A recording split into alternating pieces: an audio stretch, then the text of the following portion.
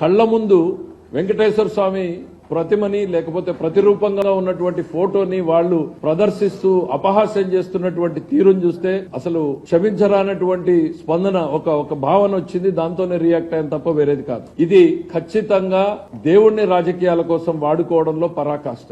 Yes, రాజకీయాల్లో మీరు ఎంత దూరమైనా పోవచ్చు, ఏమైనా ఎత్తుగడలేచ్చు, దట్ ఈస్ ఆల్ యాక్సెప్టబుల్. కానీ ప్రత్యక్ష దైవంగా కొలిచేటువంటి వెంకటేశ్వర స్వామిని రాజకీయాల్లోకి రావడము అంటే మీకు, మీ పార్టీకి, మీ పార్టీ అధినాయకుడికి దేవుడి పట్ల ఏ రకమైన ఆలోచన ఉంది అనేటువంటిది ఇవాళ సమాజం ఆలోచించుకోవాల్సినటువంటి అవసరం ఉంది. ఈ రోజు ప్రధానంగా వెంకటేశ్వర స్వామిని గత 2 నెలలుగా 3 నెలలుగా మీరు రాజకీయం కోసం వాడుతూనే ఉన్నారు. చాలా సంయమనంగా ఉంటున్నాం మా సైడ్ నుంచి. ఎందుకు అనంటే ఇది చర్చ స్వామి మీద జరగకూడదు, ఆ నేరస్తుల మీద జరగాలి. ఆ తప్పు చేసినటువంటి నేరస్తులు ఎవరైతే ఉన్నారో వాళ్ళ మీద జరగాలి. వాళ్ళు మీ పార్టీకి చెందినటువంటి వాళ్ళు, కొంతమంది అధికారులు, మీ వైవి సుబ్బారెడ్డి గారు కావచ్చు, ఇంకోరు వాళ్ళ మీద జరగాలి తప్ప స్వామి మీదనో స్వామి ప్రసాదం మీదనో జరగకూడదు అనేటువంటి ఆలోచనతో, సంయమనంతో మేమందరం కూడా ఉంటే ప్రతి రోజు కూడా మీరు రెచ్చగొట్టే రకంగా ప్రవర్తిస్తూ ఈ రోజు మీరు చేసినటువంటి చర్య అనేటువంటిది హిందూ సమాజాన్ని రెచ్చగొట్టేటువంటి చర్యగానే నేను భావిస్తున్నాను.